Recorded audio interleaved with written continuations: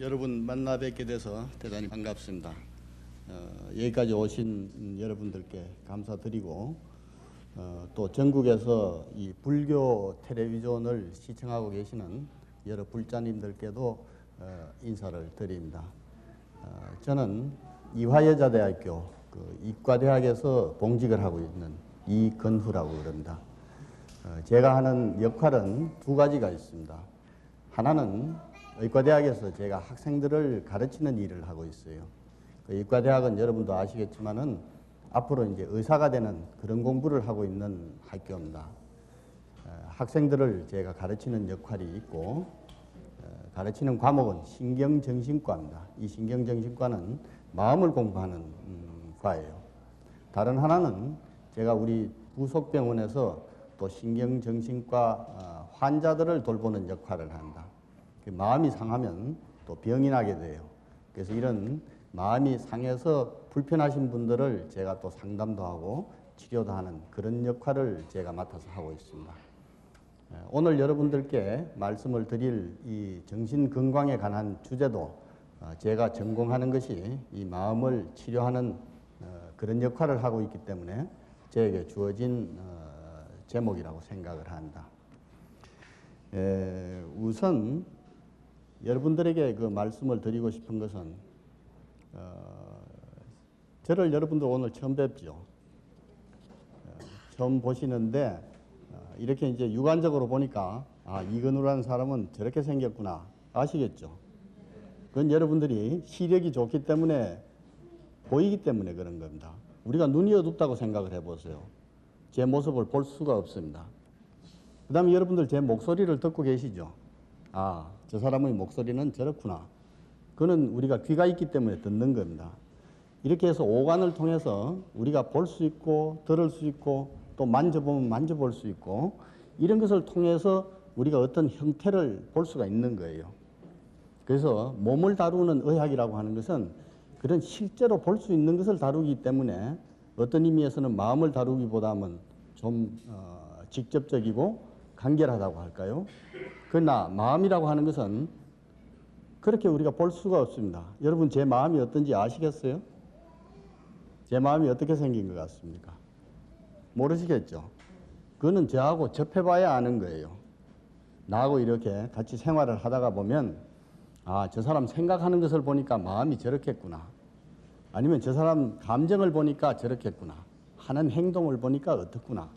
이렇게 우리가 그 마음을 짐작할 수가 있는 거예요. 그렇다면은 마음이라고 하는 것은 우리가 직접 볼 수 없다는 뜻입니다. 직접 볼 수가 없는 대신에 간접적인 방법으로 그 사람의 행동이나 생각이나 또는 감정이나 뭐 여러 가지 그런 것을 통해서 미루어 짐작하니까 마음은 그렇겠구나. 이렇게밖에는 지금 알 수가 없어요. 의학이 많이 발달되어 있지만은 육체적인 것 같으면 우리가 세포를 잘라서 현미경으로 보면 이 사람의 신체적인 조건은 어떻다 금방 알 수가 있어요. 근데 마음은 그렇게 알 수가 없는 것이 특징인 겁니다. 그래서 의학에서도 이 마음이 발달하기까지는 굉장한 세월이 필요했어요.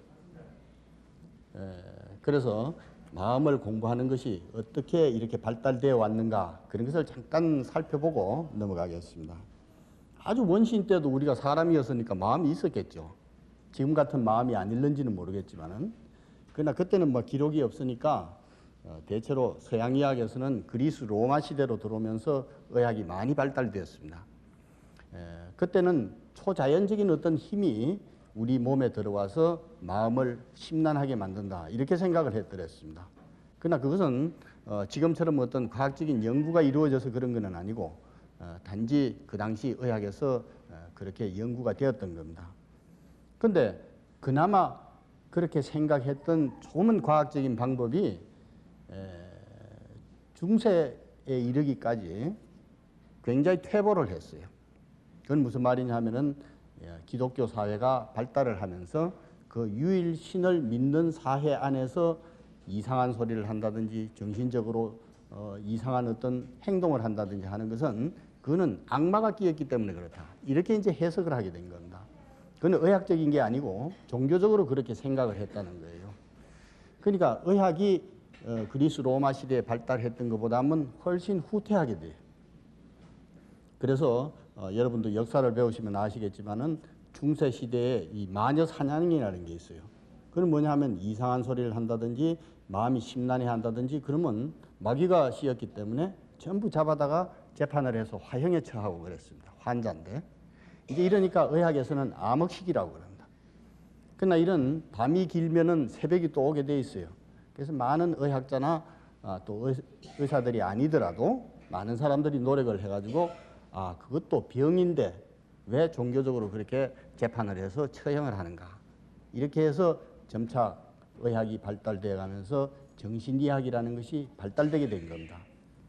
마음이 이상한 것도 사람이 앓는 병인 거지 따로 그게 마귀가 씌어서 그렇다든지 또 악령이 들어와서 그렇다. 그런 거는 아니다 하는 것이 점차 눈뜨게 되어 가지고 현대의학이 발달을 하게 된 겁니다.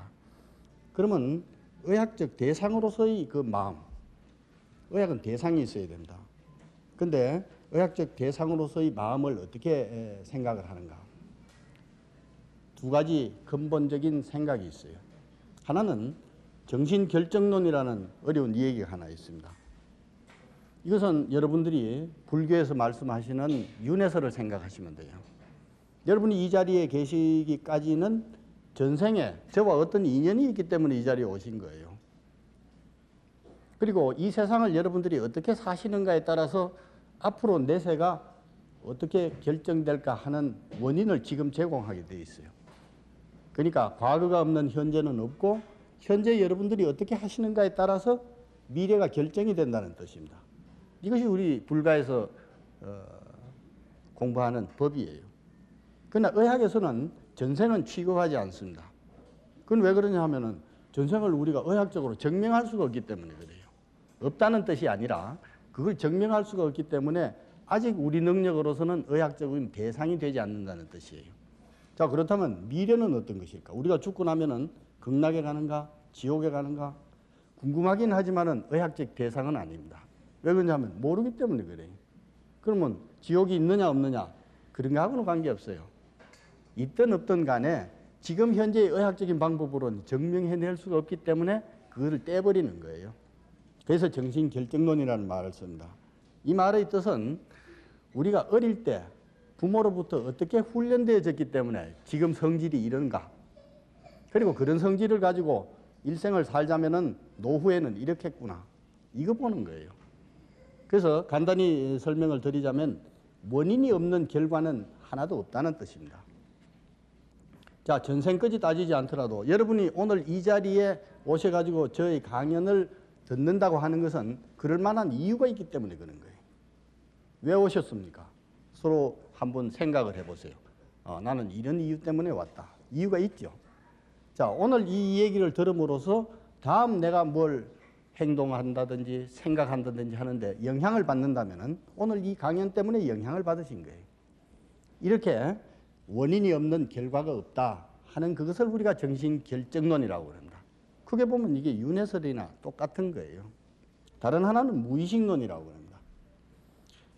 여러분들이 지금 오감을 통해서 저를 지각을 합니다. 소리도 듣고 내 모습도 보고 또 나하고 악수를 한다면 내 체온도 느끼고 이렇게 해서 그것을 종합해 보니까 이건우라는 사람은 이렇구나 하는 것이 여러분의 의식 속에 이렇게 남게 됩니다. 지금은 제가 대단히 여러분들에게 중요한 사람이에요. 강연을 하고 있으니까. 그러나 이 강연이 끝나고 여러분들이 집에 돌아가시면 저는 또 별로 여러분들에게는 중요하지 않는 사람이에요. 왜 그러냐면 가족도 있고 여러분들에게 중요한 일이 더 많거든요. 그러면 나라는 존재는 어떻게 되느냐? 여러분들이 지금 나와 인연을 맺었던 이것 때문에 여러분의 뇌 세포 속에 입력이 돼가지고 저 무의식 속에 잠재하게 된다는 뜻이에요.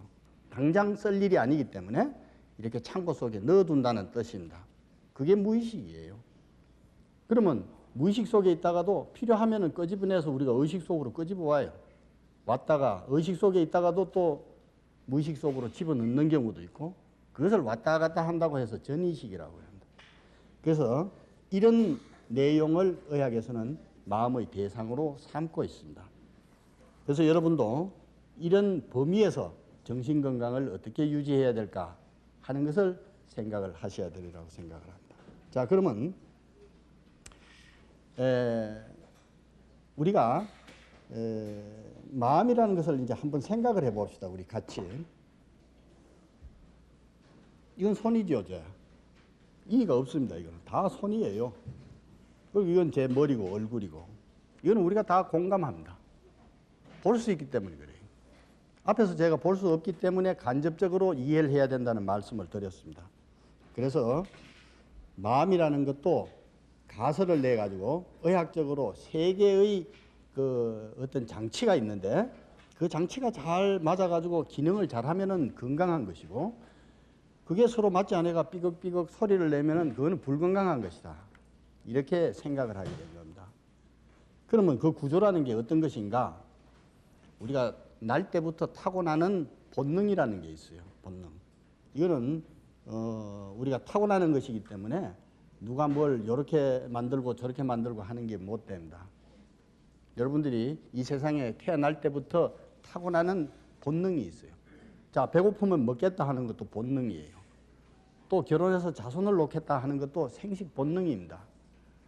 이런 본능을 우리가 타고나고 그 다음에서 나서 부모님으로부터 이렇게 사랑을 받고 성장하면서 무엇이 자라느냐 하면 자라는 것이 생깁니다. 나가 누구다. 이것을 인식하게 되는 능력이 생깁니다. 이것은 무슨 말이냐 하면은 내가 있어야 나와 주변과의 관계를 연관해서 조정하는 능력이 생기는 거예요. 여러분 지금 옷을 보니까 굉장히 간편한 차림으로 오셨어요. 왜 이런 얇은 옷을 입고 오셨어요? 간단합니다. 날씨가 더우니까 그런 거예요. 지금이 겨울이라면 우리가 두꺼운 옷을 입고 왔을 겁니다. 그는 왜 여름에는 가벼운 옷을 입고 겨울에는 두꺼운 옷을 입어요? 기후에 적응하기 위해서 그런 겁니다. 이 더위에 여러분들이 두꺼운 옷을 입고 와보세요. 이 자리에 앉아서 강의를 들을 수가 있겠어요? 그러니까 얇은 옷을 입는 겁니다. 이것을 의학적으로 말하면 신체적으로 내가 살아남기 위해서 그렇게 적응한다. 이렇게 표현을 하는 거예요. 자, 그렇다면 마음도 적응을 하는 거예요. 내가 여러분들께 굉장히 속상하는 얘기, 자존심을 짓밟는 얘기 이런 걸 내가 했다고 합시다. 그러면 여러분들은 굉장히 속상해하고 자존심이 해쳐져서 나한테 적개심이 생길 수도 있고 미워질 수도 있고 그렇습니다. 그러나 그런 자극이 있다고 하더라도 그것을 나를 잘 보호해가지고 내가 살아남는 방편이 있어야 돼요. 밖에 날씨가 추우면 옷을 입는 방편과 같습니다. 살아남을 재주가 있어야 돼요. 여러분들이 섭섭한 말을 들었다고 단반 모두 죽습니까? 그렇지 않아요. 속으로 마음을 새기면서 그래 뭐 그렇더라도 이러면서 내가 살아가는 재주가 있어요. 그거는 무의식적인 것이기 때문에 여러분들이 의식적으로 그러니까 이렇게 해야 된다 그렇게 하는 건 아니에요. 무의식적인 거니까 자동적으로 되는 거예요. 자동적으로. 그래서 이런 마음이 입는 옷을 의학에서는 자방어기제라는 좀 어려운 말을 씁니다. 자라는 것은 나라는 뜻이거든요. 방어, 나를 이렇게 보호하는 기제, 어떤 기전이 있다. 그런 뜻이에요. 자방어기제라는 말을 씁니다. 근데 이거는 여러분도 다 하고 계시는 거예요. 자, 우선 예를 한번 들어봅시다. 여러분 속상하면 어떡합니까? 제일 쉬운 거는 참는 거예요. 속상하면 참지 않습니까? 참는 것도 내 마음을 보호하는 한 방편입니다. 참는 거예요. 또 어떤 사람은 그런 속상한 이 얘기를 들어도 안 들었다고 부정해요. 난 그런 거 들은 적 없다. 그렇게 무시해버리면 안 들었는데 속상할 것도 없잖아요. 그런 거라든지 아니면 남을 뒤집어 씌워버려요. 그건 너 때문에 네 탓이다. 내 탓은 아니다. 그건 당신 때문에 일어난 일이다. 이렇게 뒤집어 씌워버리면 나는 속상할 거 하나도 없잖아요. 합리화라는 것도 있습니다. 가령 왜 이솝우화 같은 데를 보면은 그 여우가 포도를 따먹으려고 막 이렇게 뛰다가 키가 모자라가지고 따먹지는 못해요. 그러니까 원인은 키가 작기 때문에 포도를 못 먹은 거예요. 그러면 자존심이 상하잖아요. 키 작아서 그걸 못 따먹었다. 그러면 여우가 하는 말이 저 포도가 아직 익지 않았다. 그래서 내가 안 먹는다. 이렇게 표현하는 거예요. 우리도 우리의 자존심을 세우기 위해서 그렇게 표현하는 게 참 많습니다. 그래야 내 마음이 살아남기 때문에 그래요. 그렇지 않고 내가 키가 작아서 저걸 못 따먹는다. 이렇게 하면 내가 죽어요. 속이 상해서 죽어요. 그래서 이렇게 마음을 보호하는 여러분들이 옷을 철 따라 바꾸어 입듯이 마음을 보호하는 그런 방편도 굉장히 많이 갖고 있다는 뜻입니다. 자, 정신건강이라고 하는 것은 이런 마음의 방편을 많이 갖고 적재적소에 쓰는 것이 건강하다, 이런 뜻이에요. 한 가지 옷만 가지고 1년을 지나는 사람하고 봄, 여름, 가을, 겨울 사철 옷을 갖고 1년을 지내는 사람하고 누가 더 잘 지내겠어요? 네 벌 갖고 사철 지내는 사람이 한 벌을 갖고 여름이나 겨울이나 똑같은 옷을 입고 다니는 사람보다는 훨씬 안락할 겁니다. 그래서 이런 정신방어 기제라는 것을 많이 갖고 또 적절하게 이렇게 적응할 줄 아는 사람, 그런 사람들이 훨씬 건강하다, 그런 뜻이 되겠습니다. 자, 그러면 건강이란 것이 뭘까? 이것도 한번 짚고 넘어가야 되겠습니다. 여러분 건강하세요? 요새는 이제 건강 칼럼이라든지 이런 것이 많이 신문에도 매스미디어를 통해서 나가기 때문에 상당한 관심을 갖고 있어요.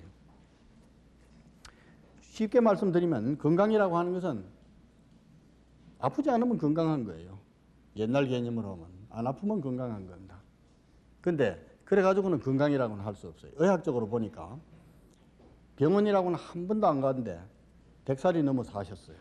그래서 돌아가셔서 의학자들이 하도 이상해가지고 부검이라는 걸 합니다. 시체해부를 해서 정말로 병이 없는가 보니까 장기가, 탈이 안 난 장기가 하나도 없다는 거예요.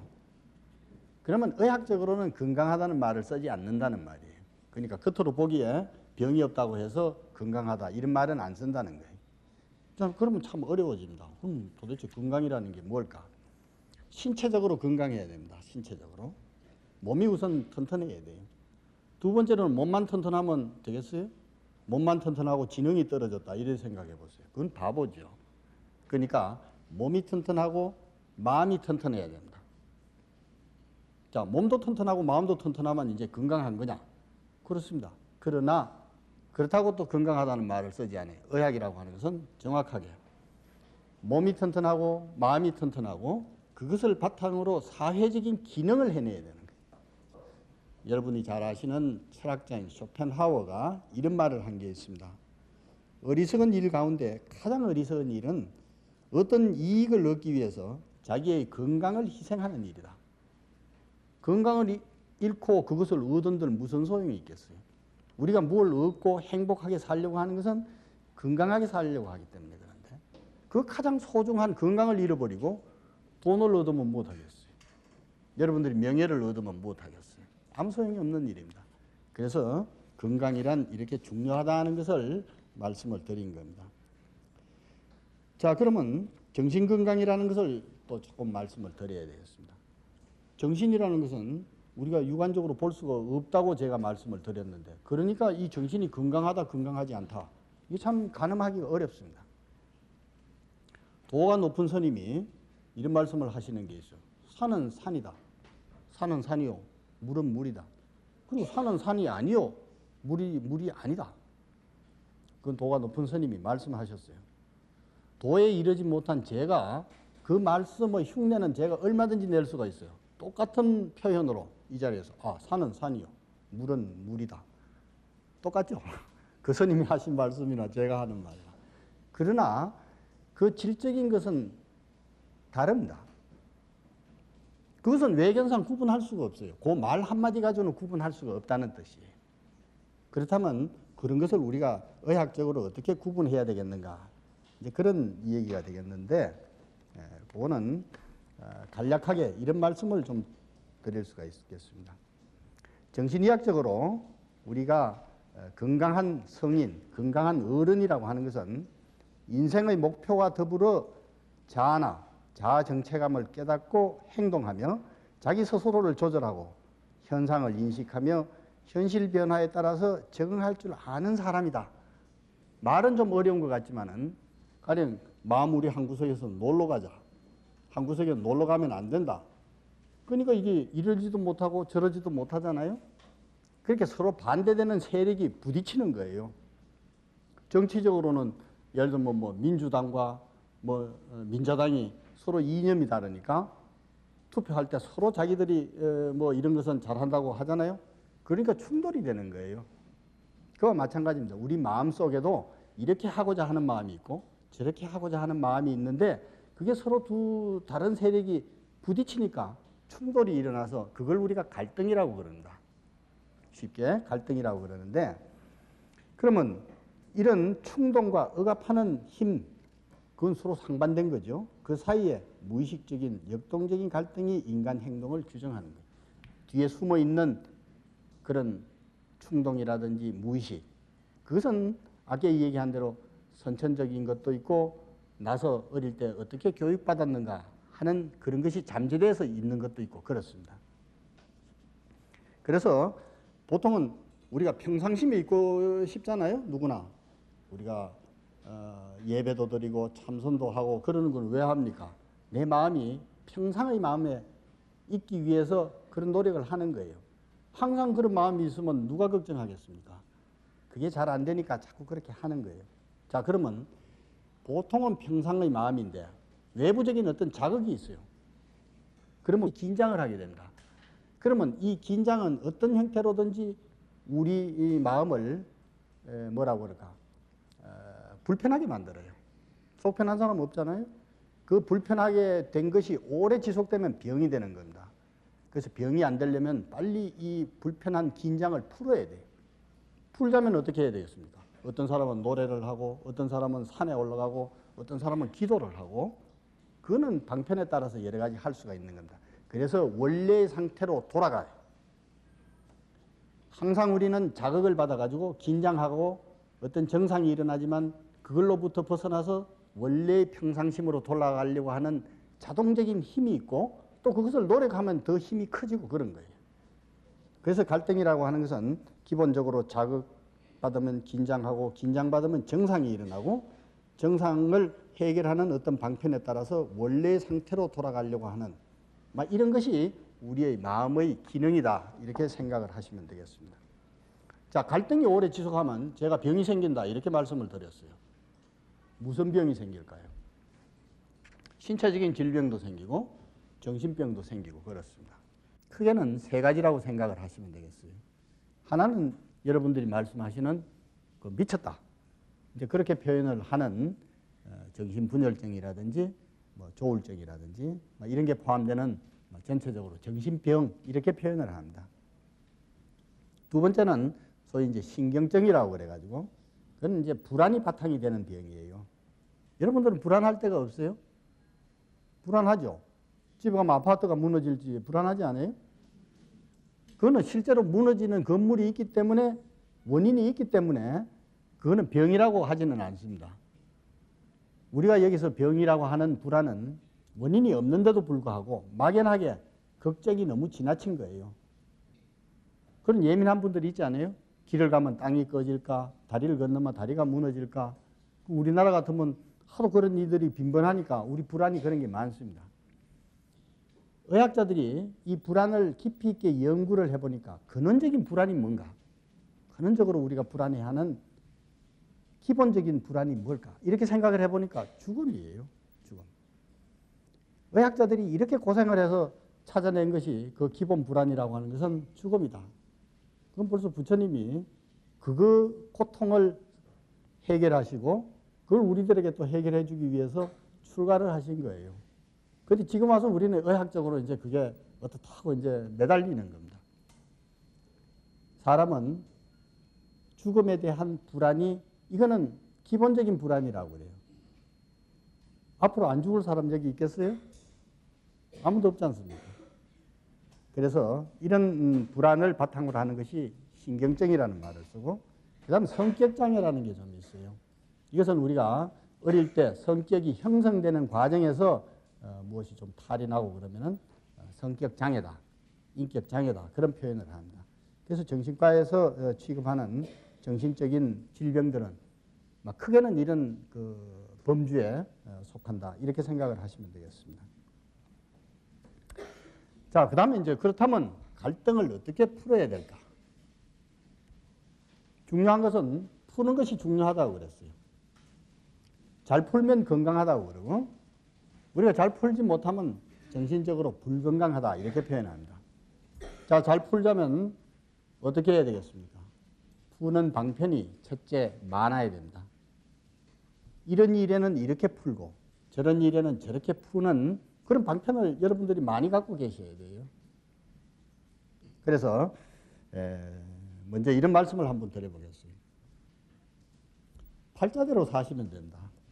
팔자대로 사시면 돼요. 이 말은 무슨 말이냐면 우리나라 속담에 3살 버릇이 8까지 간다고 그랬잖아요. 여러분들이 지금 슬기롭게 살고 계시지만은 그 슬기롭게 사시는 바탕은 이미 3살 때 형성된 여러분들의 성격 경향이에요. 그걸 가지고 지금 살아가시는 겁니다.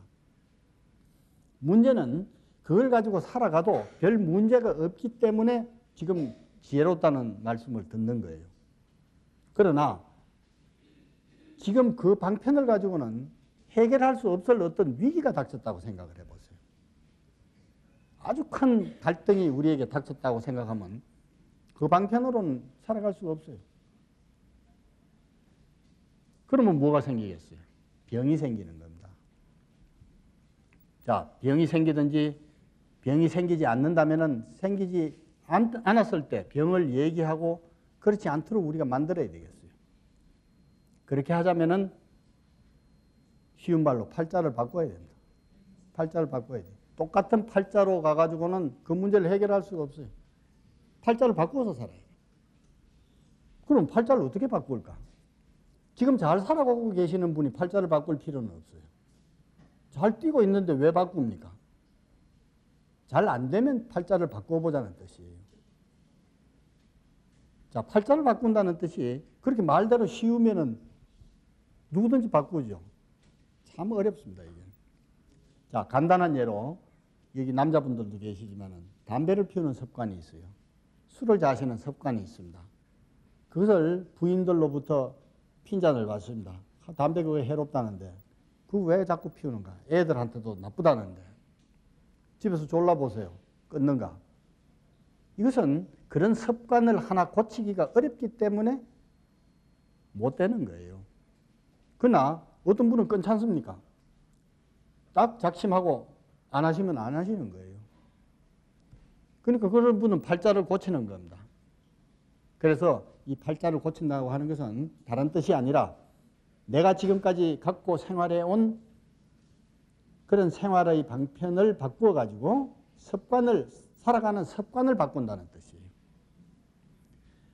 아까 말씀드린 정신신체의학적인 여러 병이나 정신병이나 신경증 이런 것은 대체로 생활 방식에 잘못이 있기 때문에 그런 병이 생긴다. 이런 연구들이 있습니다. 그건 맞는 말이에요.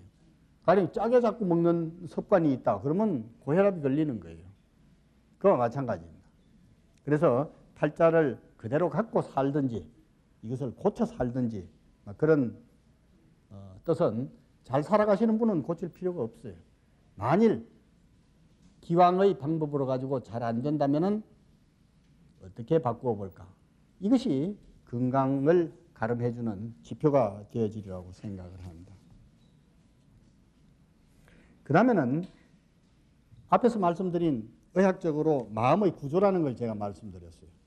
원본능이라는 게 있고 자아라는 게 있고 초자아라는 게 있다고 그랬습니다.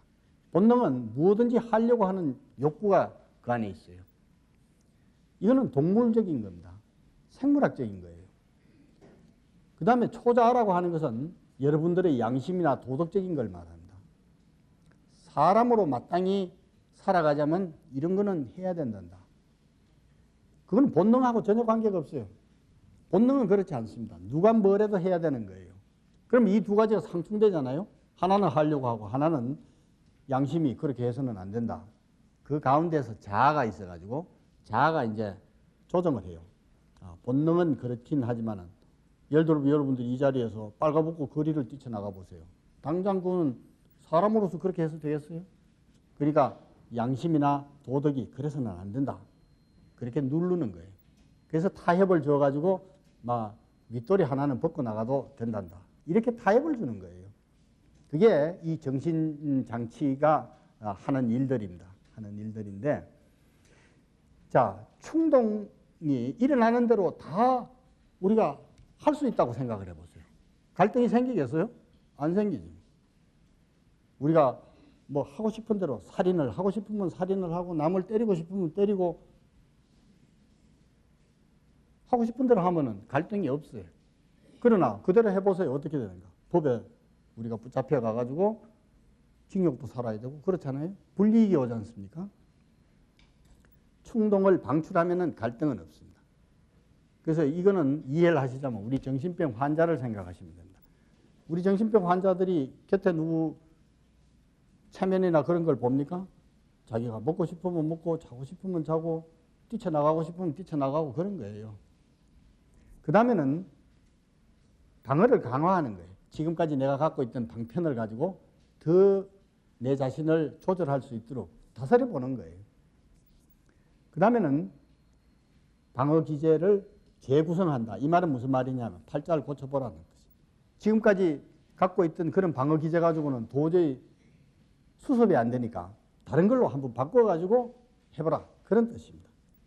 그러니까 갈등을 푸는 방법은 딱 이 두 가지입니다. 그대로 사시든지 아니면 팔자를 고쳐서 사시든지. 자, 그러면 팔자를 고치는 방법을 한 몇 가지 말씀을 드리겠습니다. 팔자를 고친다고 그러니까 굉장히 거창한 그런 말씀으로 듣는데 그런 건 아니에요. 지금까지 내가 살아온 방편을 조금 바꿔본다는 뜻입니다. 이 말은 우리 서울 시내를 다니시면 도로가 막히기 때문에 여러분 굉장히 괴롭죠. 네. 종로가 막히면은 여러분들 어떻게 하시면 되겠어요? 을지로로 한번 가보시면 돼요.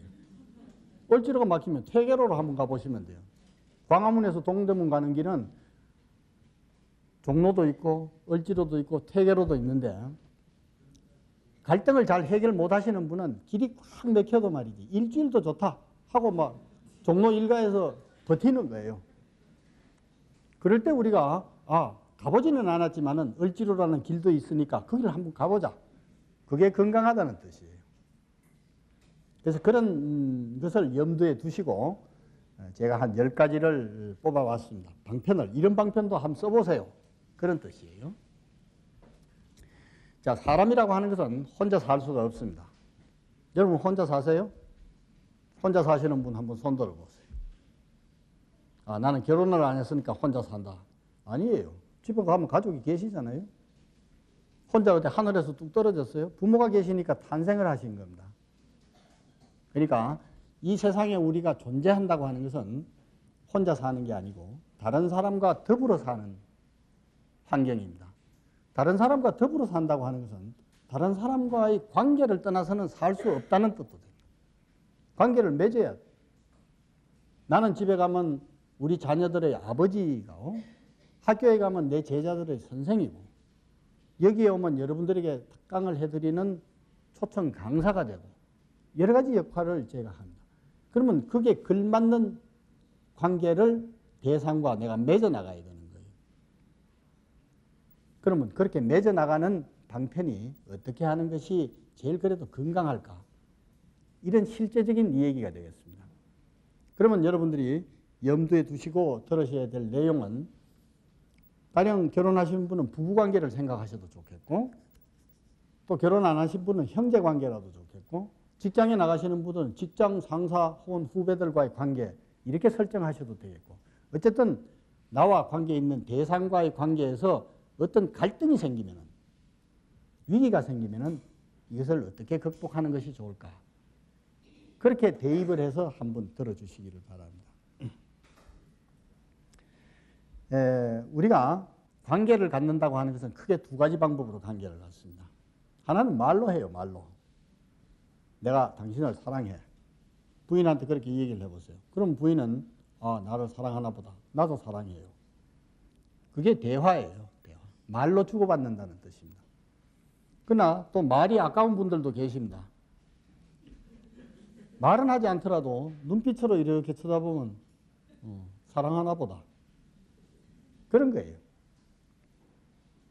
말로 하지 않더라도 우리가 할 수 있는 것을 비언어적인 교통이라고 그래요. 말로 하지 않는 비언어적인 관계. 제가 옛날에 시골에 무의촌을 간 적이 있어요. 무의촌을 갔더니 그때만 해도 뭐 1960년 되니까 한 마을에 우리가 그 정신과에 관한 그런 환자들만 봐주더니 그 이제 동리에서 우리를 초청해가지고 저녁을 한 번 내신 적이 있어요. 그래서 아래처에서 제가 저녁상을 잘 받아서 대접을 잘 받았는데 그 집 할머니가 안방에서 애가 우니까 이렇게 표현해요. 아가, 자기 며느리를 불러요. 아가, 모기 물었다. 가서 뭐 모기장 쳐줘라.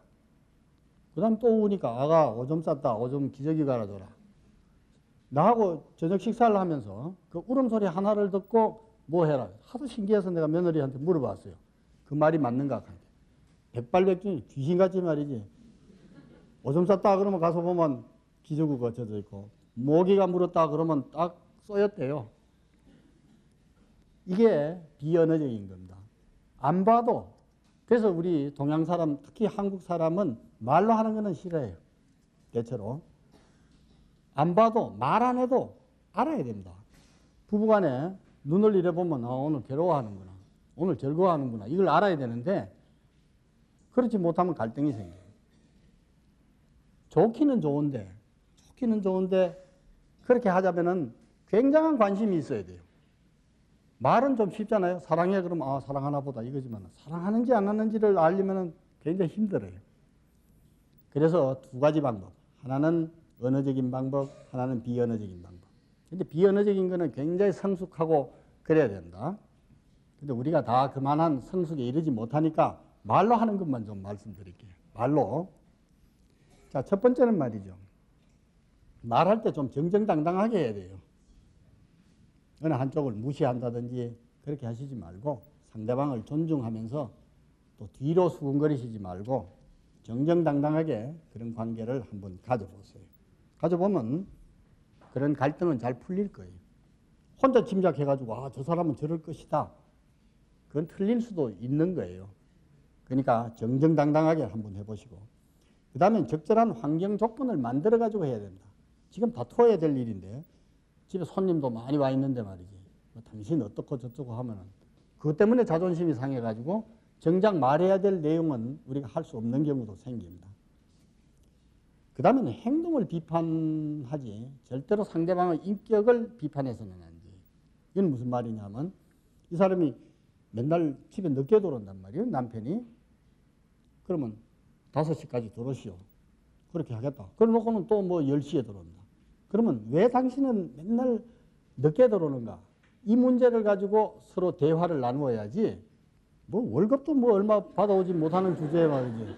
맨날 집은 늦게 들어오고 뭐 키도 조그만한 주제 뭐 인물도 뭐 못난 주제 뭐 이런 식으로 상대방을 얘기를 하면 내 화는 풀릴지 몰라도 갈등을 해결하는 데는 도움이 못 된다는 뜻이에요.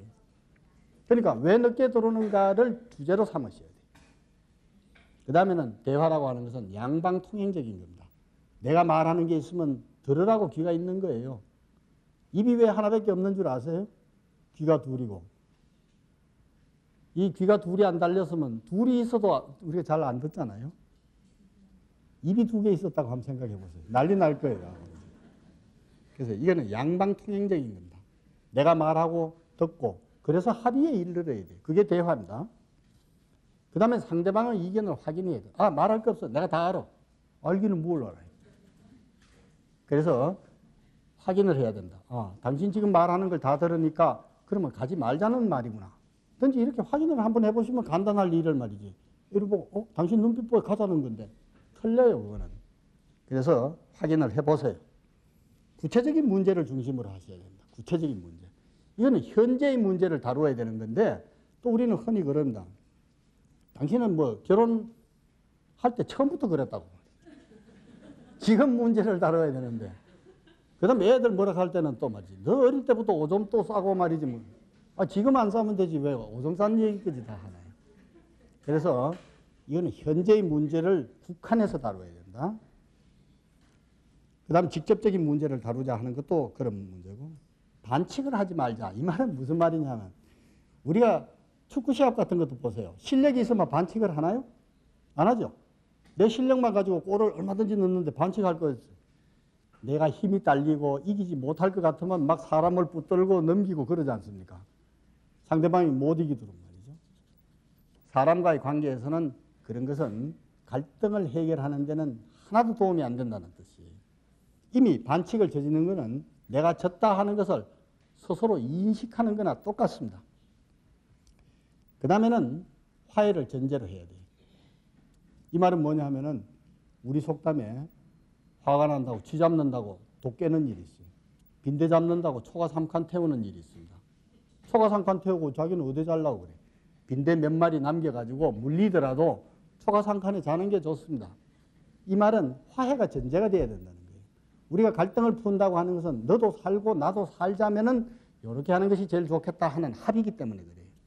너 죽고 나 죽자 그러면 그건 하나도 건강하지 않고 파괴적인 거다. 그런 겁니다. 자, 그러면 이런 대화를 통해서 결정된 게 있다면은 그것을 바꾸려고 하는 행동의 노력이 있어야 돼요. 말만 맨날 반성한다 그래가지고야 그래서 행동으로 수정하는 그것이 있어요. 마지막으로 결론 말씀을 드리겠습니다. 정신과에서 우리가 정신 건강을 위해서 스스로 노력하는 것, 이것은 불교에서 가르침과 대단히 유사하다는 것을 여러분이 아셔야 되겠습니다. 의학적으로 제가 지금까지 작지만은 증명을 해드렸습니다. 그래서 부처님의 말씀이라고 하는 것은 크게 보면 정신 건강을 우리에게 가르쳐 주기 위한 요체라고 말씀을 드려드리겠습니다. 그래서 우리가 큰 의사예요. 대의라고 말씀을 하지 않습니까? 대왕이에요. 그래서 이런 정신 건강과 불교의 교리는 자기를 수양하고 자기의 마음을 닫고 하는 그것으로서는 더 높은 게 없습니다. 그래서 지금 여러분들이 이것을 공부하고 계신다고 하는 것은 스스로 그만큼 정신건강을 높이고 있다. 그런 뜻도 되겠습니다. 깨달음이라는 말도 우리 환자를 치료하다 보면 아, 나는 그래서 병이 생겼구나. 아, 그렇구나. 그렇다면 이렇게 해봐야지. 이게 깨달음이에요. 거창한 것만 깨달음이 아닙니다. 그걸 알고 종로가 막혔으면 을지로로 가면 깨달음과 동시에 행동으로 바꾸어서 한 거예요. 그건 하루아침에 되는 게 아니라 내가 항상 그것을 염두에 두고 행동하고 하고 해서 새로운 습관이 붙어야 된다는 뜻이에요. 그런 노력을 여러분들이 하셔야 되겠다. 그런 말씀을 드리고, 그래서 이 종교라고 하는 것은 우리 정신의학에서 말하면 가장 건강한 성화라고 표현합니다. 자기를 마음을 보호하는 자아방어 기제 가운데 성화라는 게 있어요. 이 성화가 인간이 갖는 최고 수준의 자기 보호 방편입니다. 그게 종교예요. 종교 가운데도 특히 마음을 공부하도록 해주는 이 불교에 대한 여러분들의 공부는 스스로 정신건강을 높이는 가장 좋은 것이다. 이런 결론을 제가 여러분들께 말씀을 드리면서 제 강의는 마치기로 하겠습니다. 대단히 고맙습니다.